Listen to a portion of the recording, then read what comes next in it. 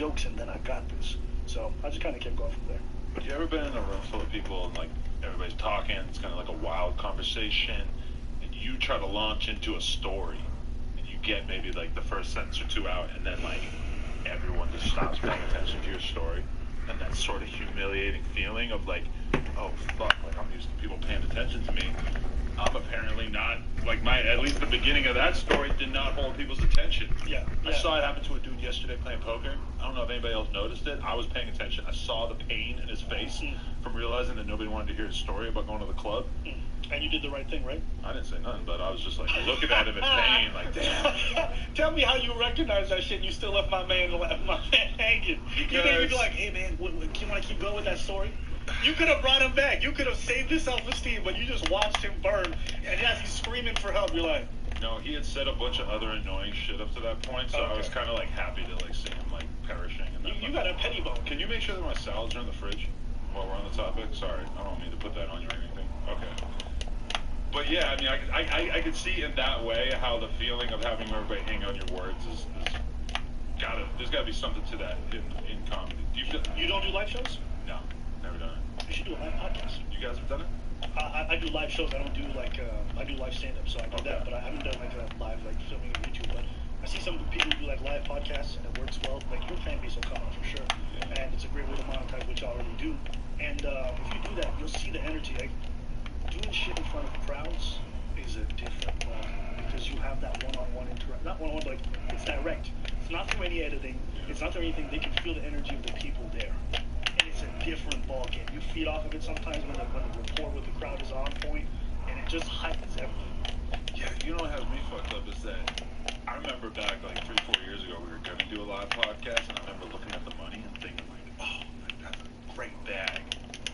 Like somebody was hitting me up trying to get me to do a podcast the other day, and it was like the same type of economic basically, and I was just like, I don't really see myself leaving the house at night on a Thursday for that. You know, like to some extent, there is a great bag from touring, but at the same time, like that level of like work and commitment and having to actually go do that shit every night to just entertain a small amount of people, I don't know, there's something about that. Why do you say it's small? Because I've always done shit for YouTube, so I've always felt like I'm talking to hundreds of thousands of people. Well, since we got to that level or whatever, but. You know, like when I think about like when I see comedians, I go to a comedy club and I'm watching somebody like pour their heart out to 20 people, and I'm just thinking like I could not do this. Like this just it doesn't feel like it feels like he's talking to nobody. To me. Hey, listen, when you go to an open mic, that's a different thing. But considering your fan base or your number, you could easily pull maybe 1,000 people. And I'm going to tell you, yes, seeing 300,000 people on a YouTube clip, it sounds great when you watch it and back. But I'm telling you, being in front of 1,000 people that are laughing or enjoying it, you can't replace that. And I also say this, you also build a different relationship with the fans when they get to see you in person. Because they get to see, like, is he a real person? You know what I mean? Because they just consume you through a screen. It's why when people see you for the first time, oh my God, you're Adam from, like, No Jump, right? Yeah. Versus when they see you in person, they all of a sudden view you a different way. So it's cool to have that rapport with the fans to some degree. But hey, like I said, live shows not for everybody. But I do think if you've never experienced it, you should at least try it once just to get that energy of the crowd and to see if you feel like it's at any point intoxicating. Because for me, there's nothing like it. Yeah, no, I respect it for sure. I just kind of like missed that phase in my development, so I don't know if I fucking really feel like retreating back to it. But all right, well, listen, if you guys are watching right now at home, leave comments below if you want to see Adam go on tour. There you go. Take No Jumper. We're coming to Cincinnati. See you there. Home of the Bengals. So, okay, this starts going well. How deep into the stand-up thing did you get before you also decided you want to start a YouTube channel? I started it simultaneously. And it's crazy because my first video went viral. I had like 0 followers and I got to 3 million like so fast. I did this video about like how like short guys get discriminated against all the time. Oh, that's real. Yeah, and then I like did these live interviews with these girls and I was like asking them why they wouldn't date short guys and all this other stuff. And like, oh, you know, he does, you know, if I wear heels or I want to hug him and feel like I'm safe and security. And I was like, all right, cool. And I was talking to them, asking like, do you guys ask for men's height on Tinder profiles? I'm like, yeah, I think it's important for men to post height. I'm like, what if they post like a weight requirement, like the men do? And the women lost their minds, and it was just like this juxtaposition between the 2 points. So yeah, that went viral, and then from there I just kind of kept going with YouTube ever since. Preach ended up jumping on shortly afterwards. And, how'd you know? He's also a street dancer. Oh. Yeah, he's lived a long life. Really? Yeah,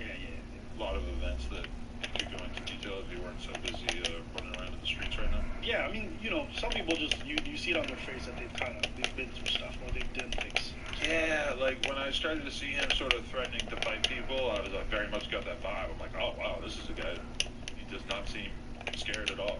Yeah. I mean, listen, I'm not gonna tell the story today, but yeah, me and him, we've been to some countries where things have gone crazy, and you kind of see how people are. You see what people are really made of when chaos just breaks out.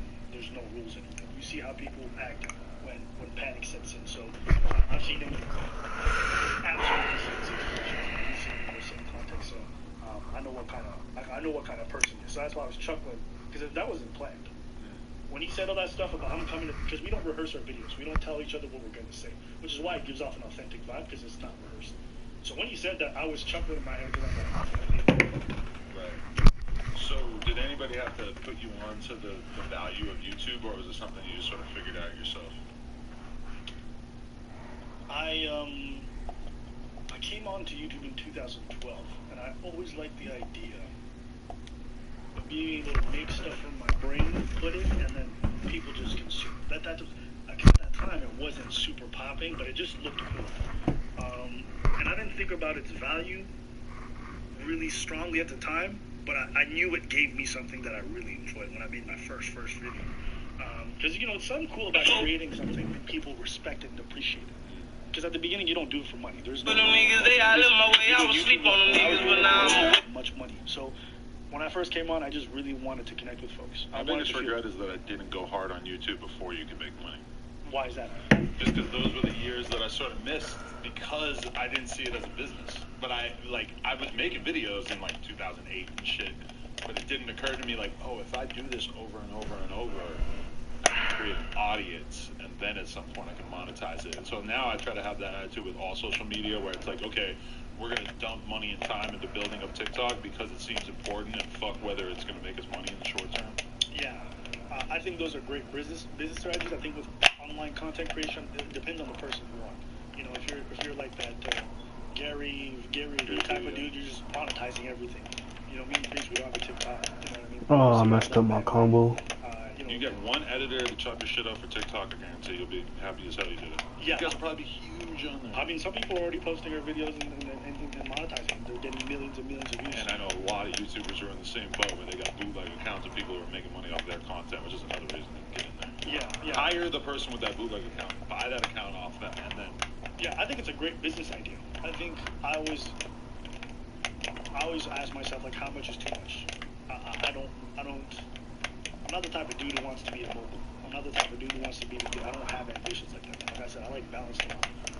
So Nice. when I'm making content, I'm like, how much can I make before I'm like, this starts to be dull, and it starts to just be work. It no longer is fun. There's no balance to it. And I think when I think about making stuff for Instagram and making stuff for TikTok, I just start to think I don't want to do it. So, but again, it's also kind of stupid to put everything on one platform, because if you get kicked off that platform, then you're fucked and your brand dies. So it's not the best business strategy, I won't deny, but... Yeah, I mean, it's crazy when you see a celebrity and they'll post the same piece of content on, Facebook, TikTok, Instagram, Twitter, and you'll see it do very well on all those platforms, and you just sort of realize, whoa. I mean, I feel comfortable on YouTube. I feel like everybody's on YouTube. Wow, there's a lot of motherfuckers on other platforms that are not looking at YouTube. Yeah, niches are really worth it. I mean, Facebook was giving a bunch of huge deals, multi-million-dollar deals to gamers and shit like that. So if you're smart about your business and you look elsewhere, there's opportunities. And the people who jumped on TikTok early... Oh, what am I doing, bro? When you started doing content with Preach, what was the idea? Did it look exactly the same in your earliest videos, or what was it like? Yeah, no, we used to have a couch. We used to have a couch and we used to sit and talk. And then one day we didn't have the couch, so we had to stand, and the energy was... I'm surprised Yo not knocked out now. You're kind of more stationary. When you're standing, you can do a lot more movement. There's a lot more body involved. Your speech changes. That's why you notice, dudes who talk with their hands, and they're like, hey, man, it is what... When they talk with their hands, they always loud. You know what time... They always got to... Because your body ends up adding emphasis to the things you say. I couldn't even go nowhere. Cool, it's not bad, especially if you want to have a chill discussion. But if you really want to get into it, you want to crack jokes, there's nothing better than being able to... Run it back. Let me get Conor McGregor, bro. That's the only person that can beat Max Holloway. Especially when he's spamming. Like a commentary route, as people would say, where you guys are reacting to things that are going on in the media. Yeah, it was kind of always that. We always had topics and we would dissect it, and then there would be jokes thrown in there that were kind of just off the cuff. We just got better at it. You know, we got sharper, our jokes were funnier, our timing was better. As we got better stand-ups, we also became better presenters online. It's just much more of a natural feel. We got better at the whole back-end stuff. So the earlier videos are the same, but different in the sense that we don't have the same level of skill. So for people who are joining now, they watch an old video and they're like, damn, 5 years ago, I probably wouldn't have watched these guys. But I was like, yeah, it's up there for you to watch. That's our progression from there. And even you, I'm sure your early interviews, you probably cringe at a few of them. Oh, yeah. Filming it on an iPhone, one angle, terrible audio, fucking, you know, it didn't really...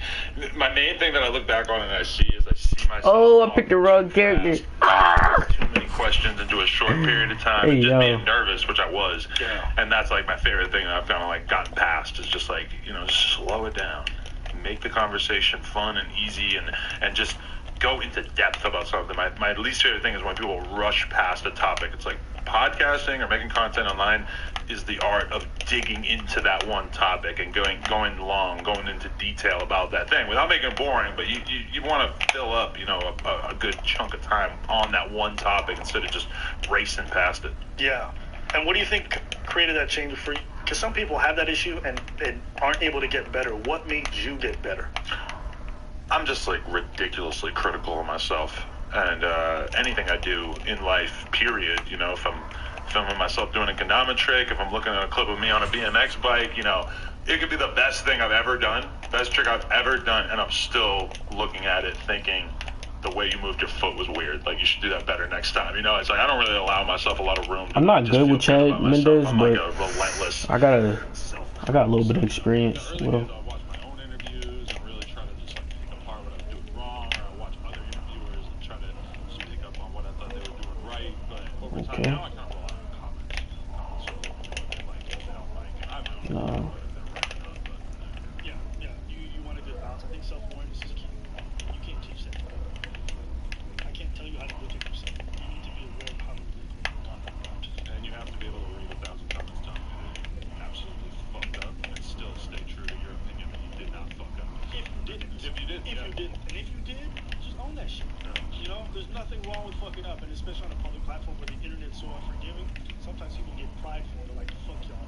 Sometimes, like, you know what, I got this fact right, or you know what, this tape was trash. It's just like, yo, it's cool. You know, my bad. That's a grown man. I need to apologize. I'm gonna do better. Just keep it pushing.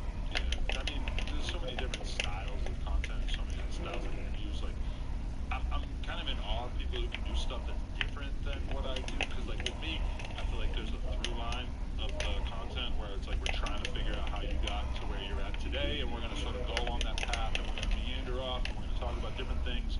But ultimately, the idea is to sort of cram the podcast full of as much information and good conversation. Sometimes I watch Joe Rogan, and I have a lot of respect for it, and it's like, how the fuck can this motherfucker just meander between different topics? And it's like, it's so free-flowing, and that to me is like, I don't know that I could really do that necessarily, to like be that open-minded about what you're talking about. And sometimes I saw him interview Wiz Khalifa. I don't think Wiz Khalifa was briefed on what that interview was supposed to be like, because it seemed like he was waiting for the questions the whole time, whereas with Joe, it's like, This conversation. blah, blah, let's just talk about this, we'll talk about this. The number one thing is curiosity and basic knowledge. If you have those two things, you can talk to anybody. Right? Because I can see a problem. Your phone is hungry for more fun apps. I do this on dates all the time. Sometimes I'll be sitting group across from like a chemist. I don't know fuck all about chemistry, not really, but I'm curious about people. And so if I start to ask her about her work and how she ended up getting into it, sometimes people give you a little nugget and you just pull on it and you find out there's a whole thread of really cool stuff. I was going to hear anytime soon. I mean, Amanda Nunes was entering that, like, not he, jeez Louise. She had already entered legendary status. That place where a fighter gets to and you start to wonder, who's going to be the fighter to actually stop this person? You know, Anderson Silva at one point was that guy. Then it was John Jones. Jose Aldo at one point was that guy. There was a time when it was Cain Velasquez. There was a time when it was GSP. Right. What? 2. Slow your roll. That is one way to slow down a pressure fighter. You put them on their back immediately. Valentina Shevchenko is someone else that is in that spot right now. And of course, Demetrius Mighty Mouse Johnson, before he got beat by Henry Cejudo, was in that spot. Denies it. All right. A spot where you're so head and above everyone else in your weight class that nobody can fathom. Keeps denying this crucifix. Okay.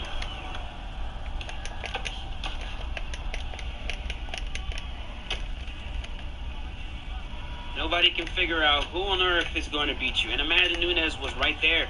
She really was. Looking at her weight class. Side control. Just didn't seem like there were many fighters in there, if any, that would be able to actually beat her. Including the one that just beat her last night. Nice. And that is,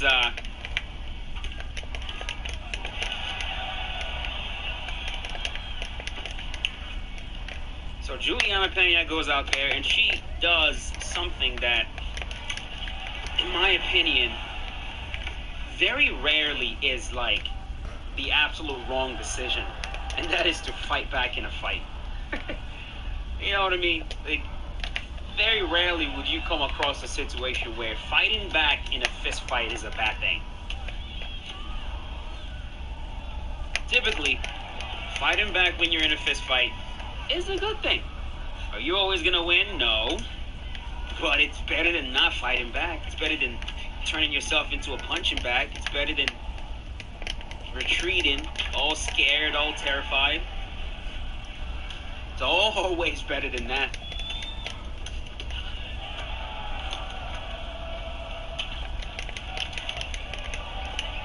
The most dangerous prey for a lion are those that fight back. Those ones that fight back.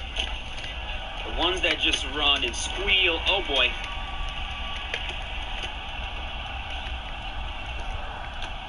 The ones that just run and squeal and scream and holler. Those are typically, if they don't end up getting killed by the lion, they attract other predators, and it's just, their lives are made way worse. Too much taunting, buddy, bro. Dang, I get this man. Alright, so the first round I did horrible. Second round I changed it up. 6 knockdowns. And that was with the wrong character, bruh. That was with the wrong character. I'm gonna be honest, I just wanted to get my winning dead.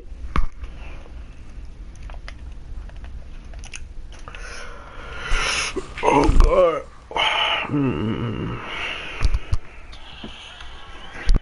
So watching Juliana go out there and just refuse to be turned into prey was incredible. It was incredible to watch. I love when fighters do that. I absolutely do. It doesn't matter who it is. Just go at them. What's the worst that can happen? I mean, everyone already thinks you're going to lose anyways. I mean, the worst that can happen is you lose, which everyone thinks you're going to do anyways. So you might as well go out there and give yourself the absolute best chance of winning.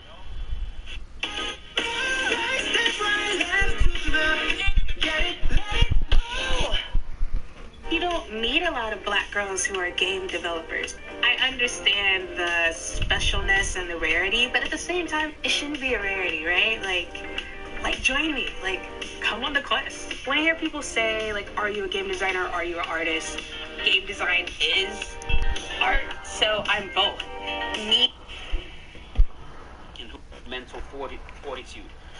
One, because I believe Chris Weidman has a degree in psychology. That was a big talking point.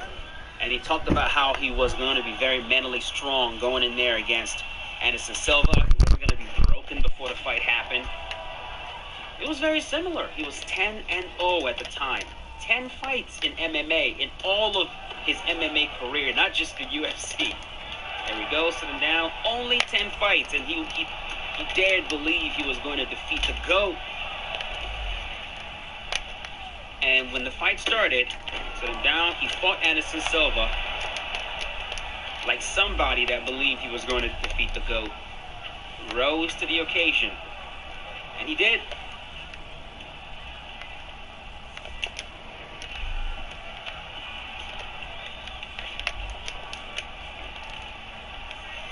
Get out of here, boy. Are you gonna give me this side control at some point? No. You're gonna give me side control? No way. That's a Division 20 player. What the heck are you doing? That's crazy. I did not expect that this man was going to run away, man. Especially because, you know, you've got Amanda Nunes, you've got a good grappler. Like, just work through it. It's not that big of a deal. All right, folks. I guess maybe the rest of this showcase will have to strike. Let's move on.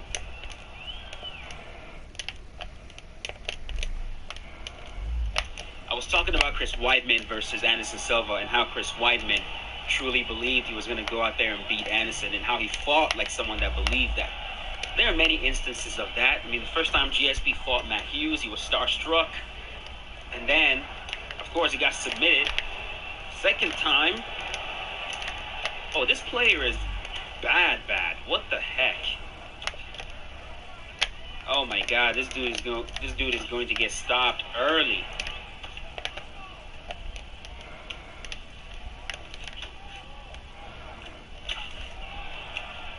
Oh my God, this player is going to get stopped.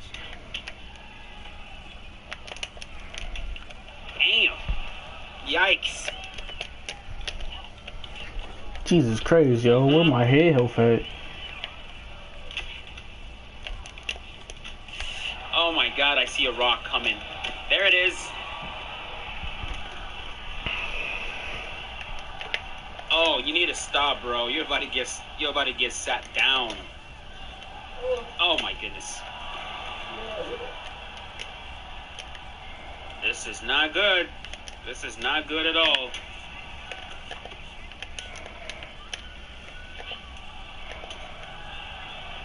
Okay, bro. Nope. Now you just spin. Oh boy, that's it. That's it. Yikes. That player wasn't very good. Wasn't the best player in the world, that's for sure. Good fight though. Good fight. Sat him down right there, finished the fight.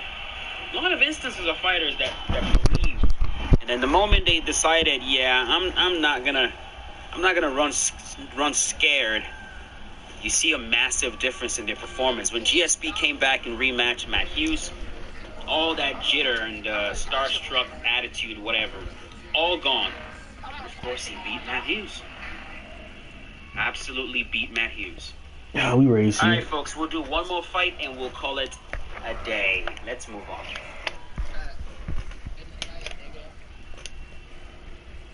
One of the biggest examples of that is actually Renan Barão. Renan Barão versus TJ Dillashaw. When TJ Dillashaw was stepping in against Barão, I mean, there was a lot of talk about, okay, no touch, no problem, about Barão being pound for pound great sniper, and TJ was like, fuck all that. We'll see how much of a sniper you are. He just went out there and just ran through Renan Barão. Just ran through the man twice. So I think maybe this will teach other. Searching, I'm looking for a better day. When you open your mouth, better watch what you.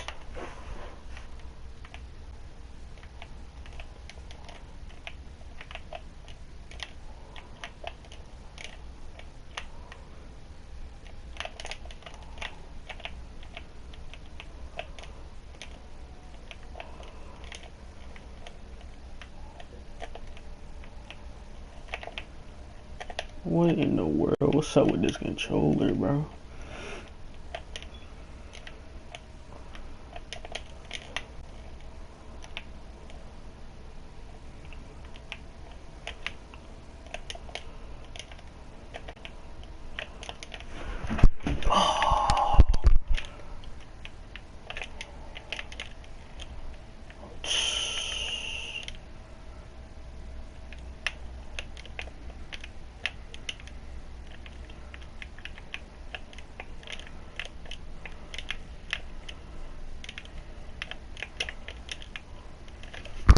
I gotta do this for my dead grandmother.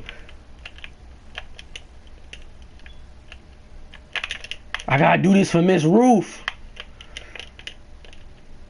I gotta do this for Miss Ruth. Miss Rufus.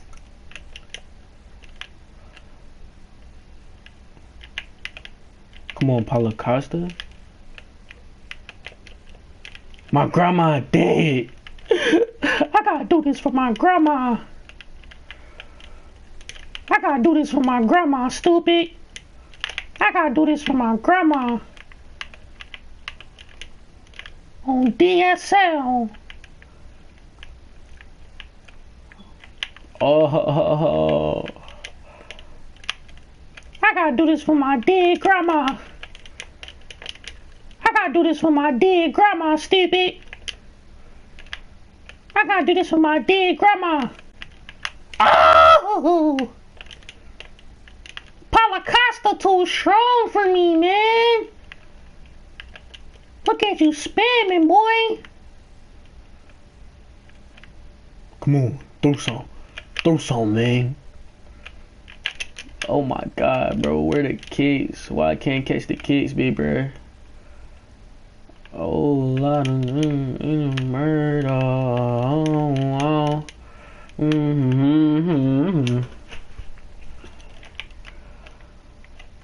oh my god, yo.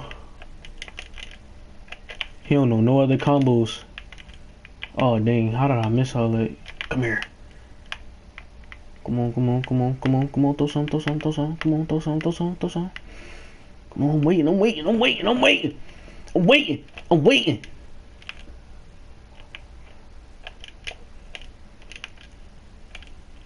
Hey yo, this man Paula Costa said he unstoppable, bro.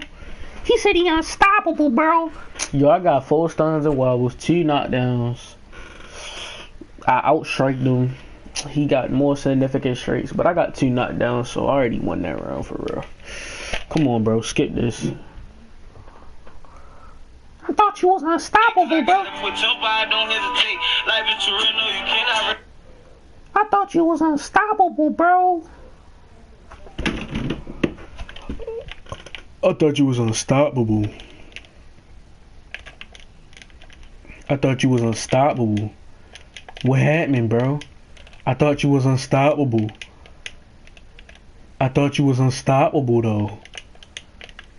I thought you was unstoppable. I thought you was unstoppable, bro. What happened? What happened, bro? What happened, bro? You lost the juice? You trying to knee me? What in the world? You lost the juice? Come on, yo, run it back. Run it back. Run it back. Run it back. Thought you was unstoppable, bro. What happened to your mic?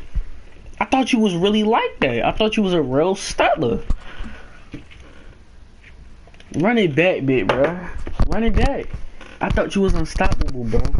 I thought you really had a tooling on you, the Glock on you, the Glock 19. Come on, bro. Run it back. Run it back. Other fighters something. It'll teach them something. And what it will teach them is, especially when you're the underdog and everybody already expects you to lose, you might as well just go out there and give yourself the best chance. Really. What happened to your mic, bro? Thought you was unstoppable. Come on, yo. Where your mic at, bro? Thought you was unstoppable. I thought you was really like that. I thought you had the juice and the sauce. They feel pain. They feel anxiety. They get scared as well. They get anxious. They get Happened to my screen. They have moments of doubt, just like every other person, man. What happened to my screen, bro? Right there, but it got stuck. I would say this is the only issue in terms of like dealing with aggressive players. Rocked.